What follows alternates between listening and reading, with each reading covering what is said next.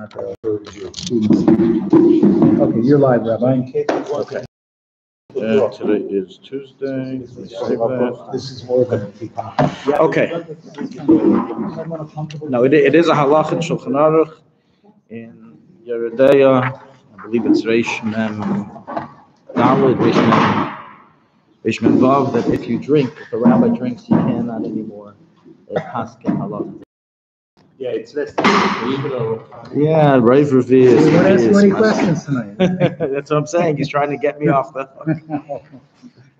That reminds me of the famous joke where a rabbi and priest get into an accident, unfortunately, and miraculously they were saved. And the rabbi and the priest are just so jubilant over it, and the police are about to come. And the rabbi runs and gets out of his car with wine, and the mashkini says, "Why don't you make a toast? We were saved." And the priest makes a toast on the wine. And the priest says, "Won't you have your toast?" He says, "I'll do it after the cops are done."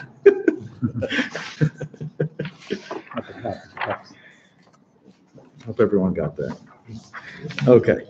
We were in the middle of this big, huge Sif Yud Ches in Siman Daled discussing.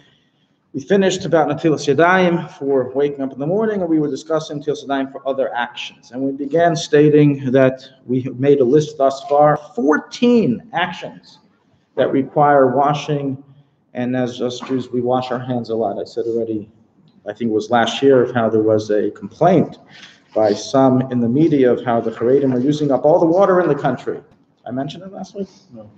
It was a number of years ago. They said, look at the list. 14 things. You always cut your nails, you wash your hands. You cut your hair, wash your hands. You scratch your head, you wash your hands. You tickle yourself, you wash your hands. You're using up the whole canary.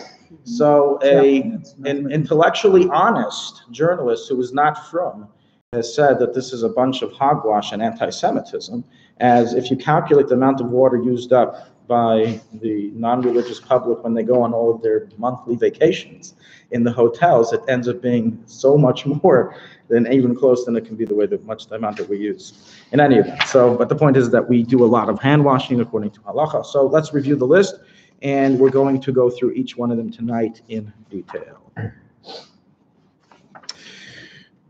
The list was as follows: a person who arises from his bed, a person who leaves the bathroom, a person who leaves a bathhouse, after cutting nails, after touching your shoes, after removing your shoes, after one touches his feet or any other covered part of the body, after one scratches one's head, after one touches lice, after marital intercourse, after visiting a cemetery, after touching a corpse, after being in the same room as a corpse, after attending a funeral, and after getting a haircut. That's the list. We will go through each one of these tonight in detail, okay? We said in general, according to the Alter Rebbe, even though this matter is officially under debate, a person must use water to wash his hands, because that is the only method of getting rid of the impure spirit. This isn't a physical dirt that you can wash your hands 50 times with soap to get rid of. This is a spiritual dirt. It could be also physical, but it's also definitely a spiritual dirt that therefore requires hand washing.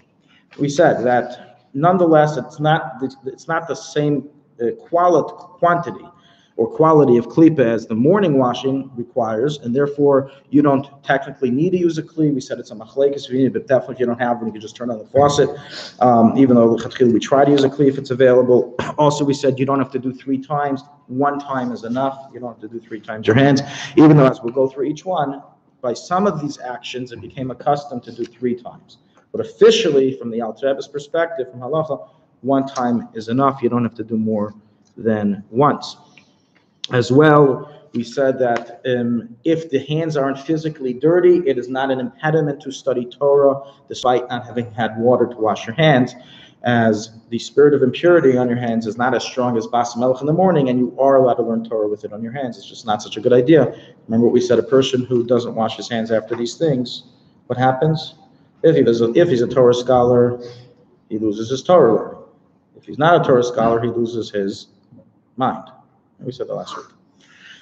That's the Alter Rebbe. That's the Shulchan Aruch. We read that in the Shulchan Aruch.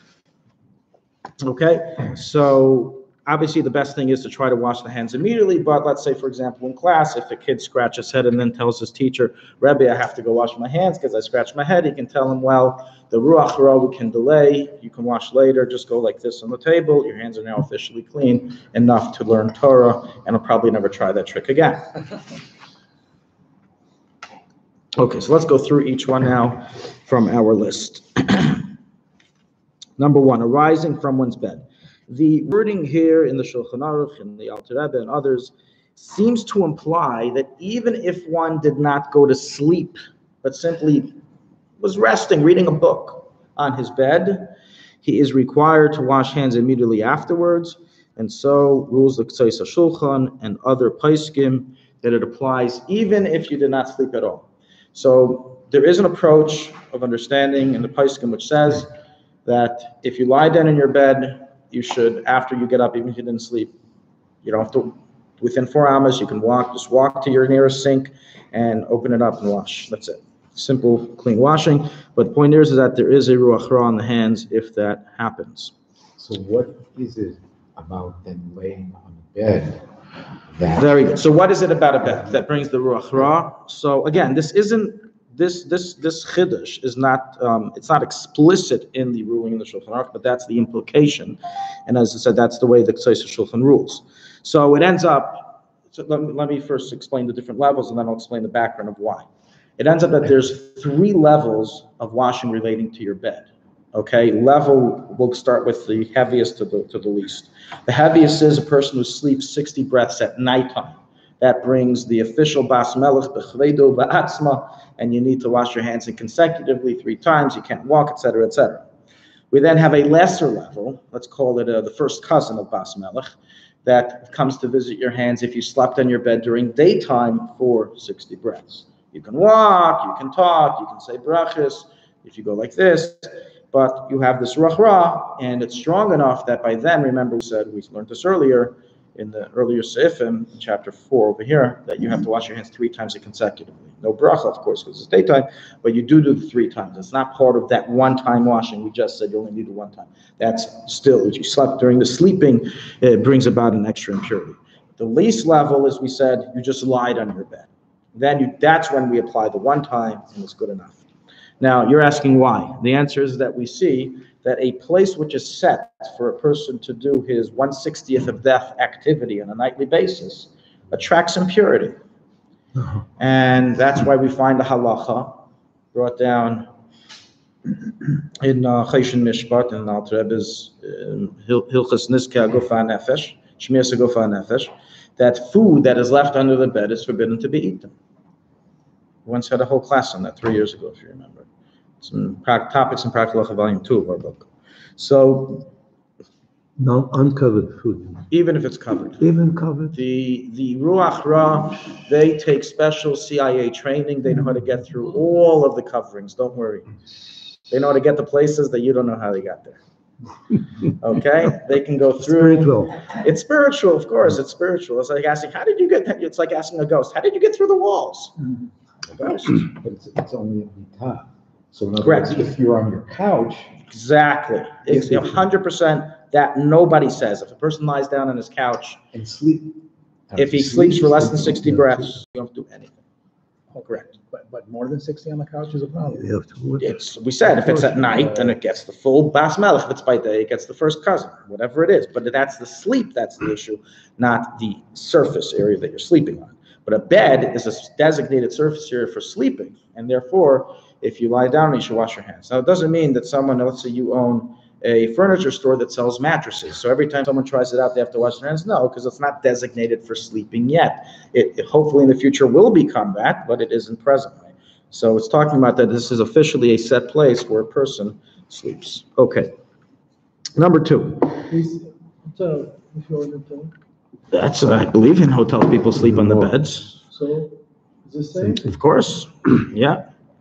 Now, from the Lashon, I would say that it's specifically someone who lies down on his bed, which is, we all know that there's a very fine line between resting on your bed and falling asleep. But sitting on your bed and falling asleep, that's a bit far. But resting on your bed and falling asleep, many people have crossed that line very easily. So it's already like the preparatory stage. So Bas Melech's cousin already sends a representative to get you ready. So you have to start washing your hands. Okay, leaving the bathroom. Here's another one. The lashon that we read in the Shulchan Aruch was one who leaves the bathroom must wash his hands afterwards, which implies that even if you went in without relieving yourself I went into, I don't know, look at the mirror. I went into, Shave. okay.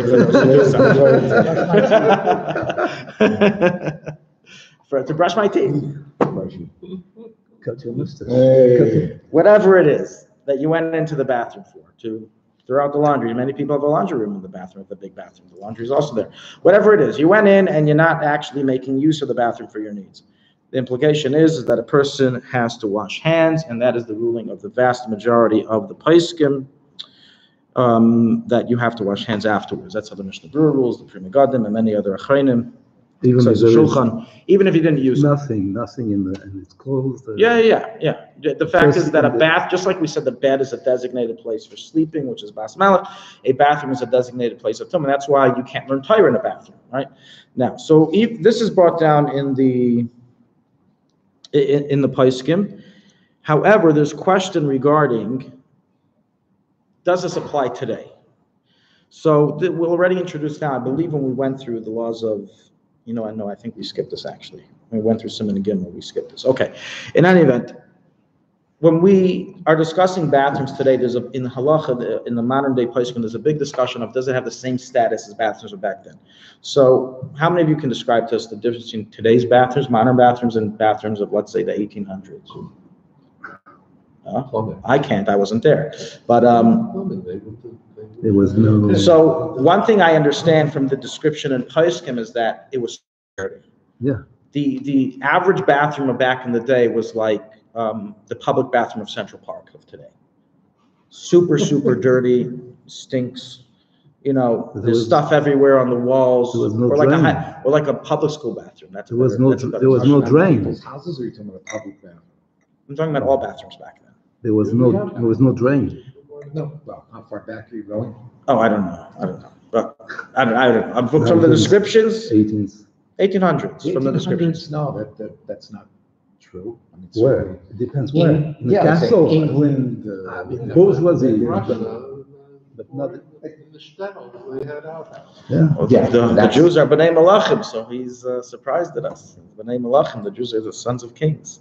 But everyone lived like a king. Not everyone was affluent. But in any event, there were bathrooms. But in other words, the point is like this: we can propose the argument that all these achrayim who record, even the Mishnah Berurah who was in Russia in the early 1900s, that proposed this big problem with bathrooms, that they have this strong tumah, which we all know about, and therefore, even if you enter it without using, you have to wash your hands afterwards.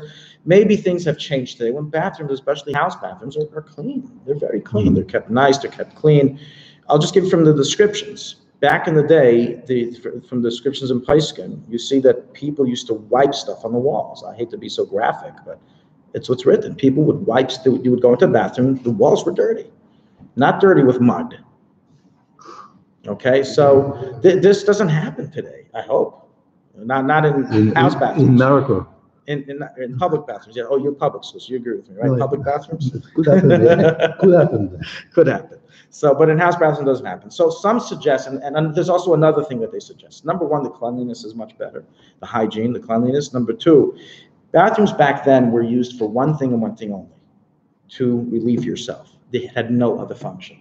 Today, we have mirrors, a medicine cabinet. That's the place where the woman gets herself prepared. We have the shower. We have the laundry sometimes. We have so many things going on in the bathroom. It's multitasking. It's a multitasking bathroom. So why look at it only from the bathroom perspective? Maybe call it a beauty room. Maybe call it a shave room. Maybe call it a shower. Restroom. Okay. So that's the second argument. And the third argument is that back in the day, the excrement or whatever left the body remained maybe a little distance, but in the area, in the vicinity. And here you flush the toilet, it's gone. So I guess as if you never saw it. So because of these reasons, some want to say that today's bathrooms are different, and therefore by today's bathrooms, you don't have to wash your hands if you entered inside. Just doing nothing, just entering in and out. Correct, just entering in and out. Who suggests this? Poskim of today, or Rabbi Tzion Abba Shul, Shlomo Zalman Auerbach. Bottom line, my conclusion. No. If you went to the bathroom, you for sure have to wash your hands. Here we're saying, do you have to wash your hands if you did it? You didn't. Into the room. Yes, you walked in and went out. So that's our discussion. Where no one's here saying if you went to the bathroom, you don't have to wash your hands. Nobody said that. So bottom line is that we're not discussing like we were back then, where every little bit of water you use was paying another water carrier to bring water for you. Just open your sink, wash your hands. It's so many places say it's necessary. Maybe there's bas melech going on. We don't have an X-ray machine to check impurity on our hands. So just wash it. Wash it. What's the big deal? Same kind of washing, washings are equivalent, whether you went to the bathroom or didn't, the same kind of washing? No, this would be, no. Faucet. By both, technically yes, as by both washings, whether you used the bathroom or didn't use it and just entered, you only have to do one water washing. But we will right now learn, I might as well just say it now, that if you actually use the bathroom, by using it, then the custom has become to wash the hands 3 times, okay? Yeah, 1 second. Even regardless of Ashiyatzar. Some people don't. Okay, so it's like this. So what ends up happening like this, we have some people who say today's bathrooms are different. If I enter the bathroom without using it, I'm not doing anything. A public bathroom, these things wouldn't apply. Again, a dirty public bathroom, everyone agrees like back then, but a house bathroom, different functions, etc. Clean, then they say you can be lenient, but the best thing is just, open up your faucet, go like this for a second. It's not a big deal. Inside the bathroom or outside the bathroom? The best thing is outside the bathroom, but doing it inside the bathroom is not worse than not doing it at all. You're still in the bathroom unless you want to leap out, so you're going to have to walk through the bathroom. That's what I said. That's why I said the best thing is outside the bathroom if you're able to. Okay. Also, don't forget, it doesn't have to be that second. It can be a minute later. It doesn't have to be that very second. Now, the second thing, but sometimes, let's say a mother's bathing kids, or sometimes it's a little difficult. So let's put it this way. You can, if the Jewish conscience makes you feel bad, telling you, that conscience that we have that makes us feel bad about our Averos, so it tells you, look, what you know, many times you use the bathroom, you go inside, and you're not washing your hands. So we have poskim who say it's different today. So that's a good way to shut up the Yetzer Hara if he starts up with you. But for yourself, you should know that it's a good thing to be machmir in this, as that is the ruling of the majority of poskim. Now, regarding if you actually use the bathroom, that's where the minhag of Klal Yisrael is that we wash our hands 3 times consecutively. It is not required from the ball. Al-Tib explicitly wrote you only have to do 1 time. But so then, therefore, you can understand from that let's say you're in a rush or whatever it is, you don't have a kli, just open up the faucet, go like this. That is not an impediment to Ashayatzar. You can say Ashayatzar. I'll give you a secret. You can say Ashayatzar even if you went like this. The only reason why you need water is to get rid of the Ruach Ra. And to get rid of the Ruach Ra, that doesn't prevent you from learning Torah saying blessings. So if you don't have water available, go like this and say Ashiyatzar. If you have water available and you don't have a kli available, so just go like this. If you have a kli, then do 3 times as you're supposed to. Soap is never not part of this. So in general, the Shulchan Aruch doesn't take on the cap of the hygiene doctor or the hygiene police. That's the job of the parents. And leave us no jobs if it did that. So that's an important information. Using soap? With the hands or just drying.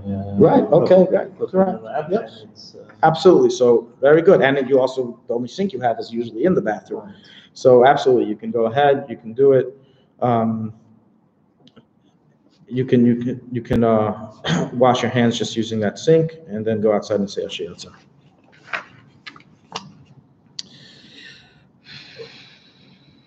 So it sort of lasts, that water from the bathroom sink lasts until you get out the door, until you don't get contaminated again spiritually. Well, I would say it also depends on how clean the bathroom is. With long flights, those stalls get, like a public bathroom, they can get really nasty.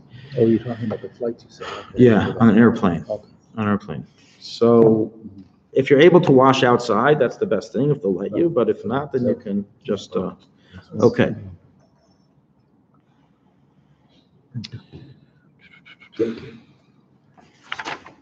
If you're building a house, is it preferable to have a separate toilet room and washroom? Here in Israel, what many houses do is they have a washing area, just a little like corner sink on the side. Yeah, I don't know who started that. I don't know what, but it definitely is beneficial to this purpose. In the Haredi hotels, for example, they have that. The sinks are outside of the bathroom. They have a sink outside and have a sink inside.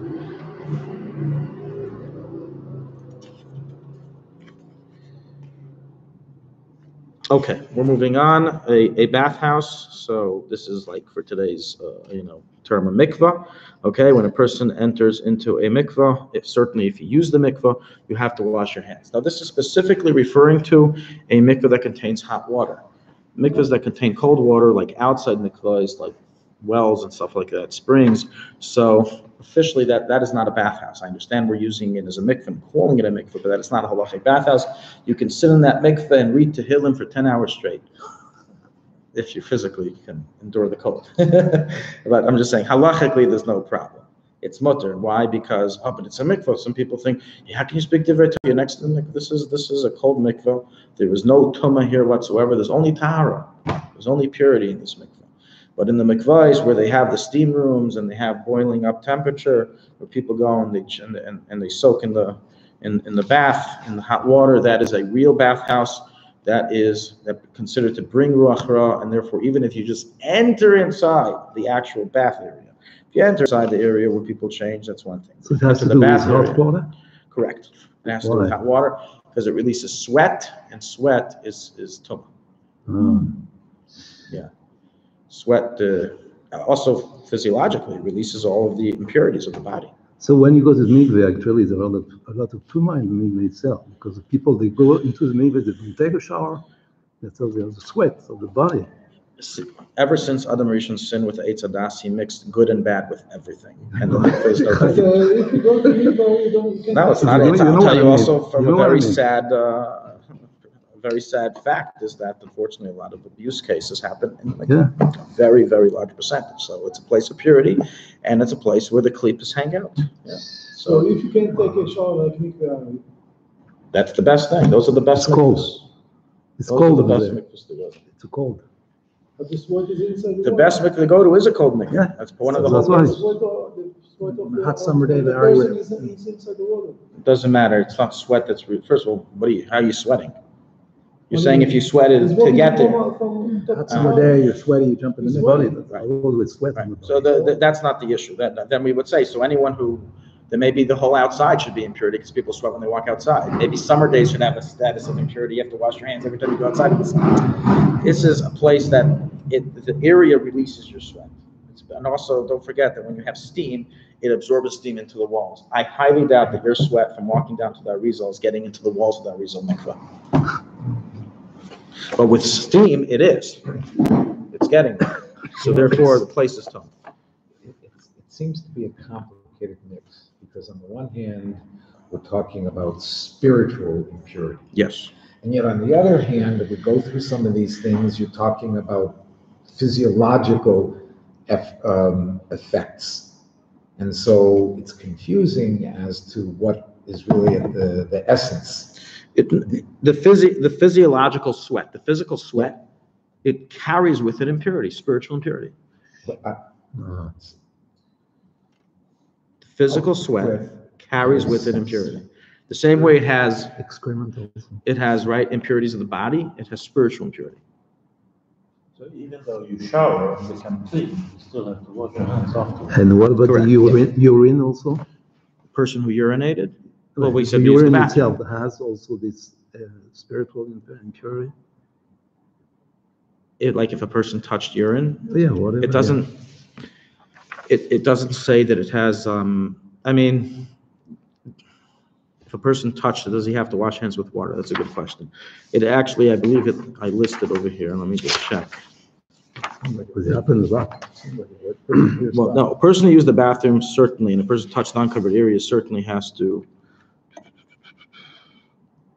Yeah, interesting. I listed it here under bodily fluids that bring dirt, and you can't burn tire until you get rid of it, but it doesn't necessarily bring ruach ra.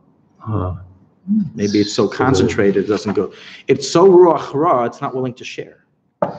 Ammoniac. It's so because of evil the that it won't ammoniac. even share the evil. How about that? No, I'm just saying. I was saying maybe it's so evil that it won't share the evil to leave it on your skin. But I don't know. That's what is brought down. But definitely a person who uses the bathroom, that actually uses the bathroom, brings ruach ra, and you have to wash your hands. That's what we just before. Okay, that's the end of the bathhouse halacha. But again, the bathhouse specifically with a hot mikvah not with a mikveh that you're just dipping outside of the mayan. Cutting the nails That's only one reason why we wash, though. Isn't there some other reason why we wash? after using mikveh. Yeah, if we see naked bodies or something. I remember hearing something like this. No? You don't have to wash hands after seeing. So the a reason why person we wash undressed. out of the mikveh is this reason. When we go, this is all the years I've been Yes. washing out. Yeah. Interesting. Even when you're doing in a mikveh outside, like the Rizal's mikveh, chances are while you were drying yourself up, you touched normally covered areas of your body, so that would also require washing. But if you somehow balanced your hands and guarded them, then yes, you wouldn't require to wash again. No, but from the steam of the mikveh, you say. But what you can do in the Arizal, you can simply just go to the Not mikveh the and dip Arizal. your hands after you're dressed and go outside, while the mikveh right here, you have to go outside and wash your hands. That's the difference. Cutting the nails. One who cuts, so this is one of the things that we listed in the Shulchan Aruch. One who cuts his nails has to wash his hands immediately afterwards. One time, that's the minimum. Lamaisa, even though the Alter Rebbe and the Shulchan Aruch write only one time, there are many poskim who write that a person should wash 3 times. Now, what is the Chabad custom? I can't tell you. By Handel would wash one time, I think. What's that?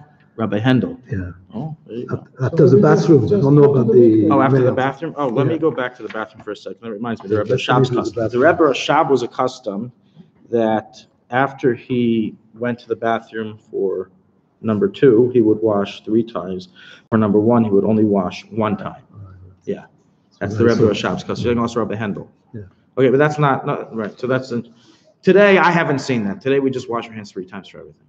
Right, there's no negative if you could wash once and you wash 3 times. No, right? So no, it's there's no sort of negative. offense, so- Just, no problem. But I'm just saying that's when we said, minadin, you only need 1 time. So after only urinating, that's what was actually done by the Rabbi. Now, regarding cutting nails, so basically, from the law of the law, you only need 1 time. Some are strange to do 3 times. I don't have an arbitration on this. So do whatever you want, whatever you were brought up to do. It's fine, whatever you want to do.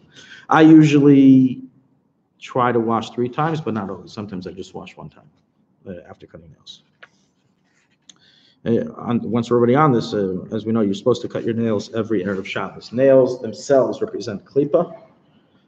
That's, of course, only the white part of the nail, not the whole nail. The live part, the part that's attached is good, but the part that is not attached, that's dead, is considered klipa, and that's why you're not supposed to go into Shabbos. You're supposed to cut the nails before mikvah, so that's part of the cleansing process, not just due to chatzitza, but also due to klipa, that it's considered klipa. The Arizal was very makbid to cut his nails before Shabbos, and that's why also we know nails have to be discarded and thrown out, not so women don't step on them, etc. So just the act of cutting them is already, it brings the ruach hara. This applies whether you cut them with a nail cutter or with one's teeth. It makes no difference. Any way they are cut, they need washing, and it includes the toenails and the hand nails. Anytime they are cut, they need washing. Now, what if you cut your kids' nails? Do I have to wash? No. I only have to wash if I cut my nails. To wash your kids' nails? So you wash their hands, so you wash your kids' hands when they're done. But you don't have to wash your hands because you cut their nails. Don't get confused. We're going to learn by haircuts, it's different. When you give someone a haircut, you, the barber, also have to wash your hands. But when you just cut nails, only they have to wash their hands. That's strange, because you would think that the cut nail represents something that's dead, and therefore has tumor on it, just like to be the hair. Correct, but it's relating to him. It's his You toe. touch it. You touch But it's spiritual. It's not a physical dirt. But Why it's the hair? dead. Why It it is? is. It's a spiritual dirt. It's not a physical dirt. Right, it's dead and you touch it, like you touch the hairs of somebody else. If I pick up a dead ant, Halacha doesn't say you have to wash your hands. Halacha doesn't say you get And the ant also not. what? And the ant also not. Right. The Halacha doesn't say you get ruach hara. There's specific actions that's brought down that they bring the spirit of impurity that require washing, and it's by nails. It's specific to the person to belong to. Now, by hair, the reason why you have to wash is because you touch the area of sweat. Yeah. You touch the hair, you touch the area of sweat. It's dirt. It's dirt that's accompanied by ruach hara. As we said last week, and I'll point out again this week, we already said before, nails don't get your head, cutting your nails doesn't get your hand dirty, it just gets it spiritually impure, and therefore you are allowed to learn Torah while you're cutting your nails. So you can continue listening to your favorite shir while you can even while you're cutting your nails. Not in the bathroom. Not in the bathroom, of course, but yes, that is not a problem.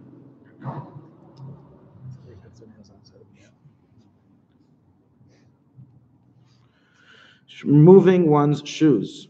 So aside for the dirty aspect, that's not the aspect Halacha looks at. Halacha looks at shoes as something of impurity. When a person removes or even touches his shoes, there's impurity in his hands. You need to wash your hands one time with water. Leather shoes? It makes no difference. No Just difference? his shoes. Even rubber Definitely shoes? rubber. Definitely leather, because that's the intent of shoes in Halacha. It's an other material. The poskim don't differentiate in the type of material. The point is like this. Because it's spiritual impurity from your shoes. I'll explain. In our feet are rooted to the ground. Remember, we discussed the Hasidic custom of tradition of not even stepping on the floor before you wash hands. And Rabbi Zusha said that's because you end up rooting yourself into the ground. And since your hands are tummy, you end up rooting that tummy into the earth. That's what he explains. So basically, just like physically, the bottom of our body is the feet, and it gets all the dirt, carries all the dirt. And also has the least amount of. It's basically it's the lowest class citizen of our body. He has nothing. He's poor. He's dumb. He can't think for himself. He can't write. He can't do. I'm sure you have some people who know how to do all these things with their feet, but the normal average individual has usually nothing he can do with his feet other than walk with them. But that's it. That's the only thing he can do. It's like a slave. Huh? Swim? Okay, swim a little bit.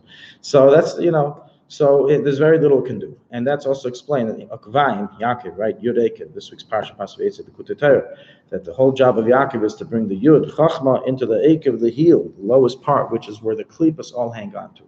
So being that the feet are the lowest of the low, they have nothing going for them. What usually happens when someone is a loser, what happens? They drop out and they begin hanging out with all the drug addicts and all of the, bad influences. That's what happens with the feet. The feet hangs out with the klippas. And when we have shoes that's worn on the feet, so the shoes attract those klippas as well. Uh-huh. And that's why when you touch the shoes, if you have brand new shoes, you walk into a shoe store, you touch 15 pairs of shoes, but not one of them is worn yet. So you don't have a problem. But if it's shoes that you wear, then if you touch them, we wash our hands afterwards at least one time, right? One time, we said. And it applies even if the shoes are clean, says the Alter Rebbe. It has nothing to do with the fact, that's why by Kainim, it says when Kainim go up for Berchas Kainim, they have to be careful not to touch the shoes, because if you do, you'll be going in a never-ending cycle back to the washing station. Without shoes. Why do you take your shoes off when you go into the home? If you take them off without using your hands, then you're fine. If you do use your hands, then take them off. No one says you can't touch your shoes. We just said if you touch your shoes, wash your hands. And then go inside, wash your hands. Yeah, go inside. And then when you go back outside and put your shoes back on. If you're using your hands, then yes, you should wash your hands. Wash your hands again. And the next washing station, yes. Again, it doesn't prevent you from learning Torah. So you can learn Torah, you can do everything you need to do. Just know, have in the back of your mind, I need to wash my hands because I touch my shoes. But not touch food, for instance. So this impurity doesn't impurify food. It doesn't. It's not like the morning washing. Food. Wet. It doesn't. Wet no. fruit. No. Yeah. It's not that heavy of an impurity. Shoelaces, if you tie your shoe. So the place can talk about shoelaces, and they basically say that shoelaces is not a problem. If you manage to balance the shoelaces without touching the shoe, it's not a problem. Yes. Rare. But that's why if you get slip-ons, Better. you save yourself this headache.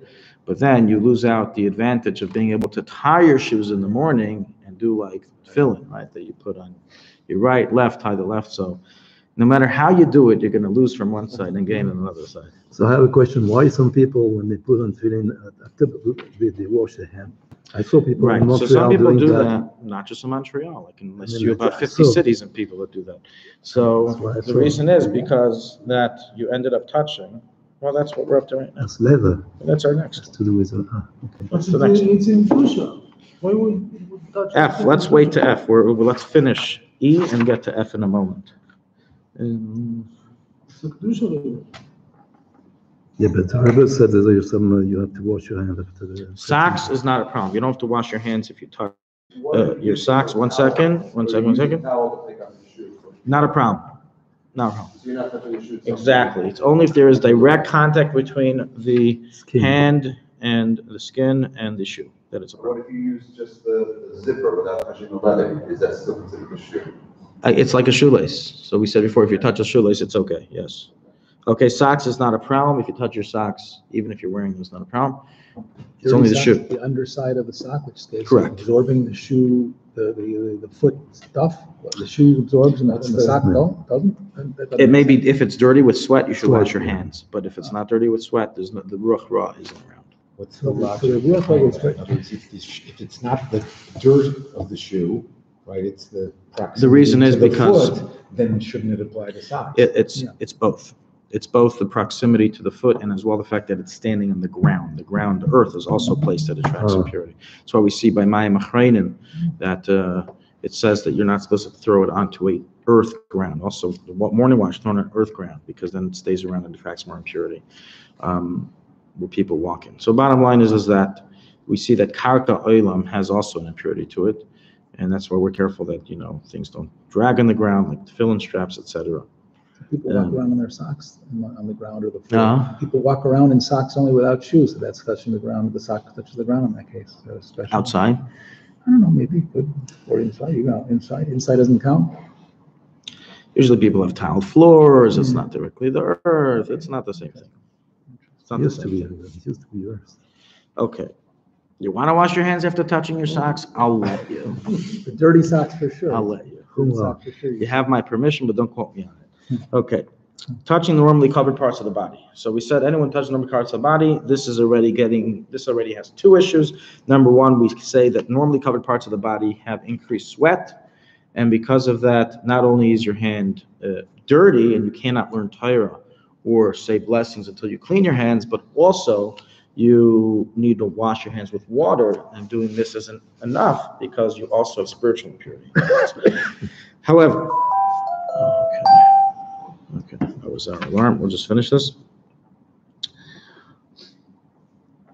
So bottom line is like this. Lichatchila, if a person touched a normally covered part of the body, which is basically, let's say, anywhere from here up, here down, the legs, the feet, the actual skin itself, anywhere which is usually covered by most people, you would need to wash your hands one time, and you cannot learn Torah until you clean your hands. So if you're not able to wash your hands, like I gave the example, let's say you're middle of the shiur right now, and you scratched your head, so what you do is just do like this. That cleans it in a way that now you can learn Torah, but you still have the impurity with you, and you go wash your hands afterwards. On the table you can wipe, you're saying? Anything. You can do Anyway. the table, you can do your pants, anything. I know it sounds a little strange, like what is exactly this doing? But I've never checked it microscopically what happens when you touch the normally covered parts, what gets in your hand and what gets wiped off when you do like this. I haven't checked it out. We're talking about spiritual impurity or? Well, that doesn't get rid of the spiritual impurity. That's meant to get rid of the dirt. The table. That's meant to dirt. Yes. That's- Yes. This applies even if only the pinky touched it. It doesn't have to be both hands together. Even if only one finger touch a normally covered part, it would require this washing. It's a machlekes if you need to wash both hands or only the guilty hand has to be washed. And bottom line is that it's so simple. Just wash both. Just wash both. But if for whatever reason you're not able to, washing the one who was guilty of the action is enough.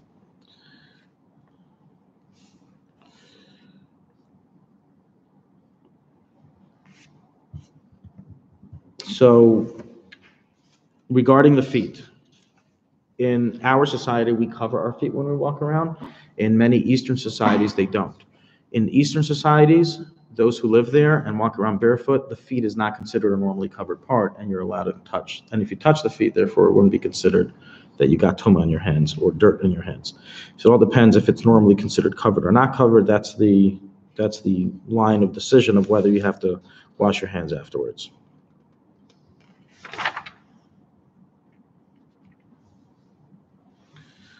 Obviously, if there was no direct contact with your physical hands, with your skin, then you don't have to wash. So that's why, let's say you want to scratch your head, use your yarmulke. You want to itch yourself, itch it through a cloth instead of digging deep in, and then you're going to have to wash your hands. You can't learn Torah until you clean it.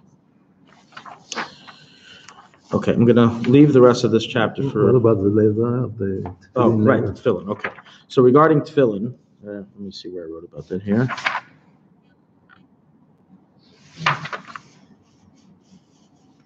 Yeah, I wrote about it here. Regarding tefillin, it's like this. When you put on tefillin, you're touching this area. And often we, in order to get it on the proper spot of the bicep, the kiberis, so we need to lift up properly and make sure there's no chatzitza. So through doing so, you're usually touching this area, which by most people is not the normally covered. It's a normally covered area. It's normally covered. It's not normally uncovered unless you're walking with a tank top.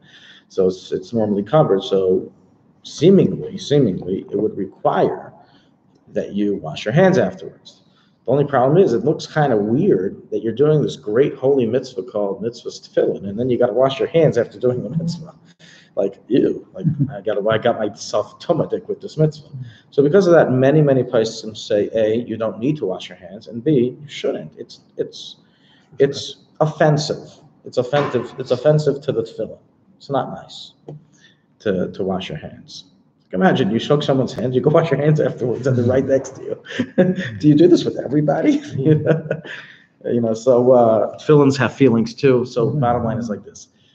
There are poskim who say to do so. I do agree to that. And some people, I guess, are machmer. You said you witnessed it. There are some people who are machmer. An uncovered part. It's not always covered. It can be considered an uncovered part, and therefore it would be okay. And with tefillin straps in the floor, someone mentioned that. Yeah. So the tefillin straps themselves, there's obviously no issue with, you mentioned about the leather, there's no issue with the leather, it's only the shoes that's the issue. There's no issur of touching leather and needing to wash your hands after you touch leather. It's the fact that it was shoes. Now, or the fact that you touched over here. Now, no, I just mentioned that tefillin strap, we're especially careful that tefillin straps don't, drag on the floor, but especially on an earth floor. Because earth floors in Kabbalah explain that they carry the klippos.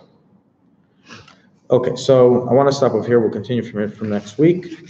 I want to bring up a interesting subject that came to my attention this past week, and I'll give you the following case that happened. I think we can learn a lot of things from it. Individual A is living in a high-rise building here in Israel with 25 floors and, of course, an elevator, and they happen to be the lucky tenants to live on the ground floor. Now, they felt very lucky till they got the building management bill. In the bill, there was included about an $80 monthly charge for the elevator. Mm-hmm. And they very kindly but firmly told the building management, this is highway robbery, this is insane, we never use the elevator, we never plan on using the elevator. Mm-hmm.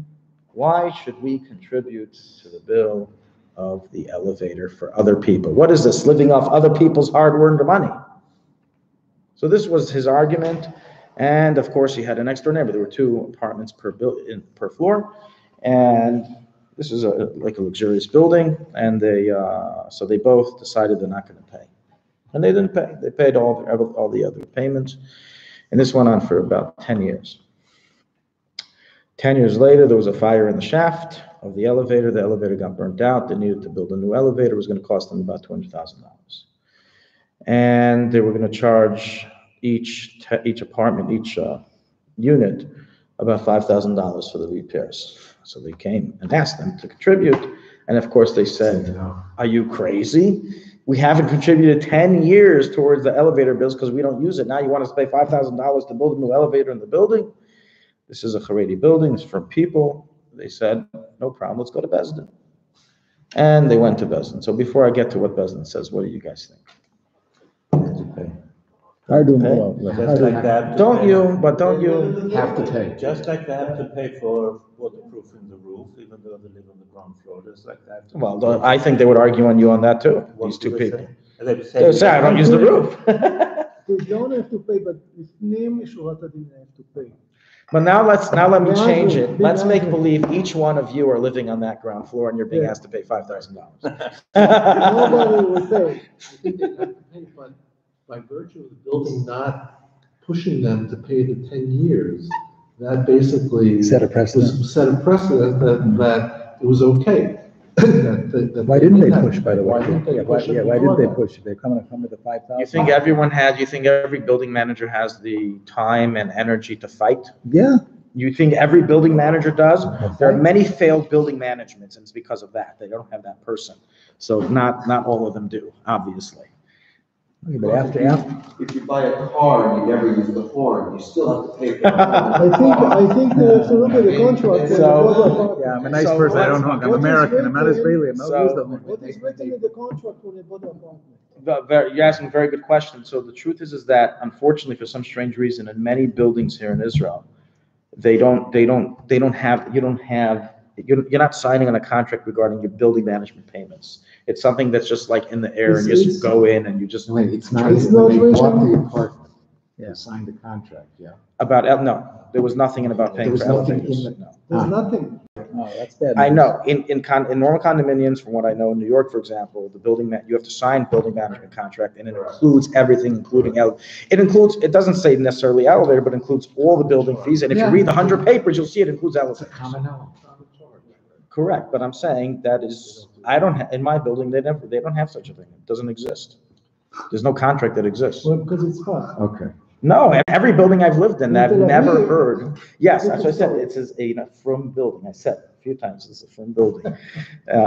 So why am I bringing up this case? There's a sikh of the Rebbe.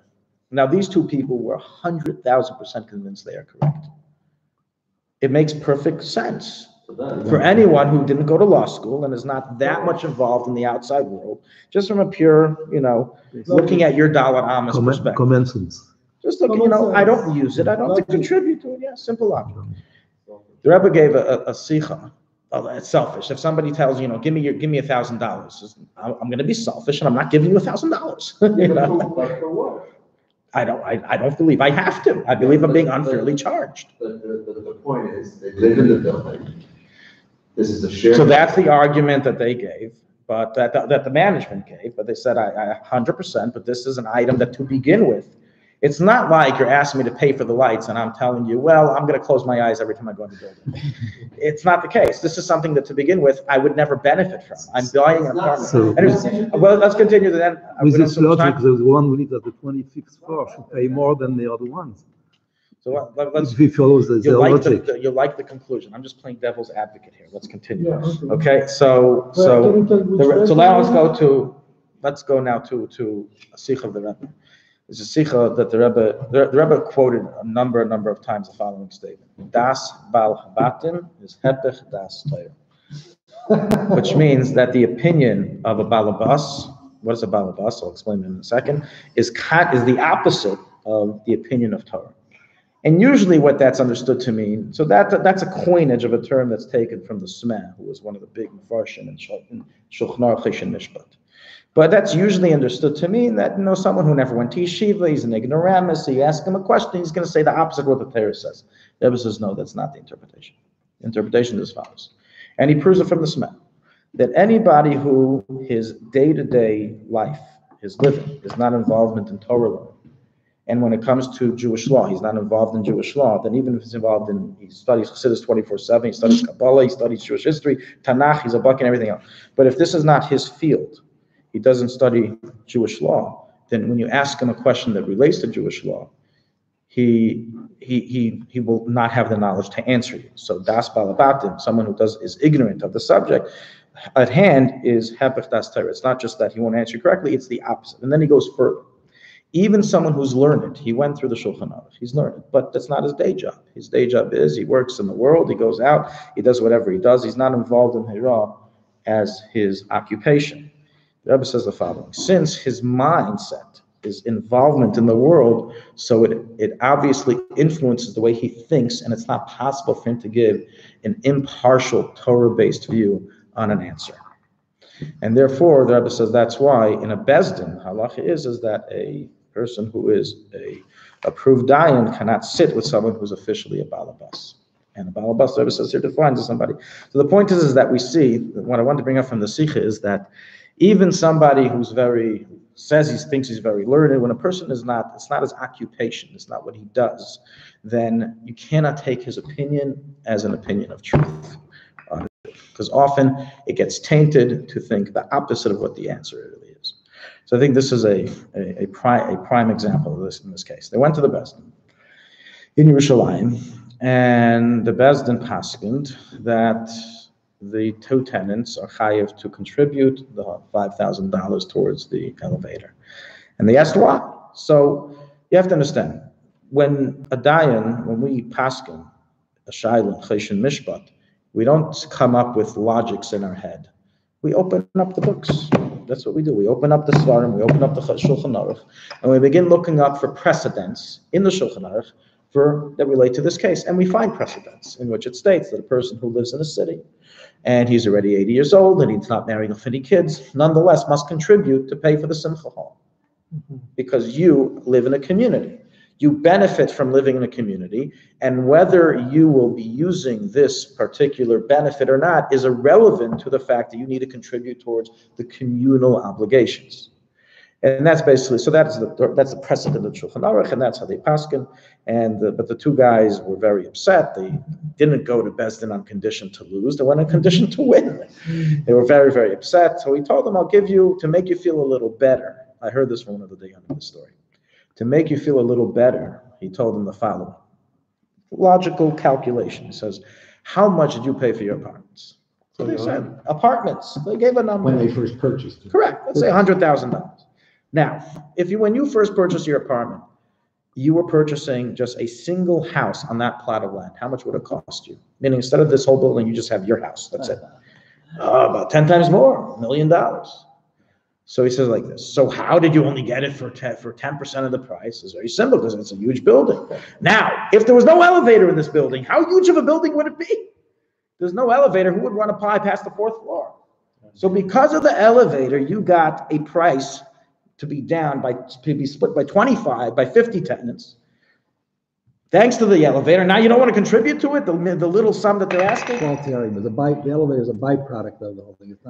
It doesn't matter, but the fact is that having the elevator is part of being able to have people live. The point is that you benefited from the building. So that's what he told them, but they weren't having it. They refused to listen to the Bezdin. Let me finish the story. It's a very unfortunate Jewish trait. Sometimes we see that it's a big Eitzar we have with Cheshin Mishpat. One second. That if you go to a Rav and you ask them, is my chicken treif, or you ask them, if something happened with my pot, is my pot treif, and the rabbi tells you the pot is treif, they'll throw it out. They will not use. They may be a little bit upset for a little bit, but they throw out the pot. That's it. It's over. But when they lose a case to somebody in a Bezdin, somehow there's this Yetzer Hara, even if it's less money than the pot. There's this Yetzer Hara. It's an ego. It's ego. It's not the money. 100%. It's the ideal. It's the principle.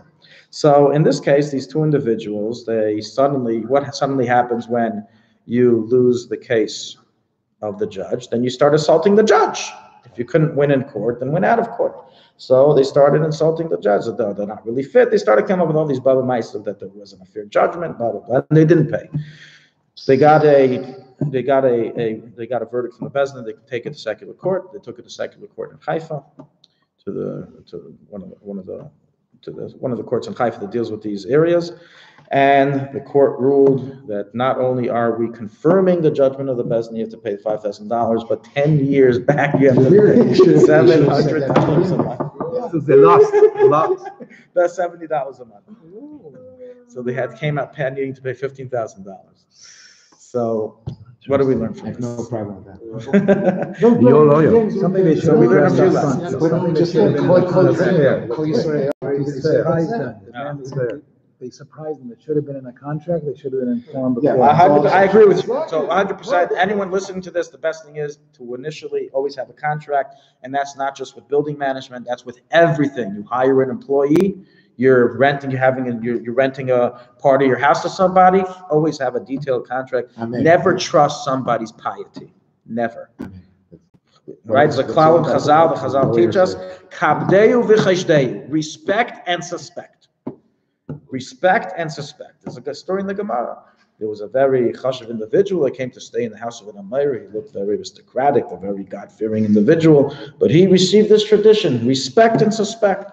So when the person went up to go to his attic to sleep for the night, this guest, what did this person do? He suspected, so he removed the ladder. He was afraid maybe he's a robber. So he took the ladder away, and lo and behold, he wakes up in the middle of the night to a huge thud. He sees the individual fall off with all of his jewelry and belongings. He tried to escape and steal his stuff. And he fell off the ladder, he broke his bones. So this is what it says. The Gemara says that you need a chashdei. The chashdei was not just with this case. You should always have a contract preventing. That's the best thing. When you have a little bit of ill feeling now because, it's as if you don't trust me, will save a lot, much greater ill feeling later on in the line. But the point of the story, that's not the point I wanted to bring out. The point of the story I wanted to bring out is that right now we're saying some of you agreed completely with the Bezdin to begin with, but this is just an example. There's many other cases, there's infinite amount of cases where if you don't look up the halacha, if you don't look up what the Torah's perspective is, quite often we will have the exact opposite of what the perspective is. And we also understand from here that paskening, which means that for a person to not just read ABC from the Shulchan Aruch, which if you did, then you can follow through with what it says, but putting two and two together and giving a ruling is not something that anybody can just do. It's not something that the criteria is not just that you went to yeshiva and that you went, and even if you learned smicha, the Rebbe says, even getting smicha is not yet the criteria for paskin. The criteria for paskin is only if this is your involvement for what you do. This is your involvement. Only then will the person have his mind developed in a way that sees things in the same way as the Torah. They must be specified in a specific field for this. For what? For making ruling for 100%. 100%. There's many fields in Halacha. That's why every Rav knows which fields they aren't the sharpest in, and they will consult with those Rabbanim who are. That's what we do all the time. We consult all the time with higher ups in different fields. 100%. Of course. Okay. So I got to tell you, in my building, which is a very new building, it's the first floor is half under the surface level, and then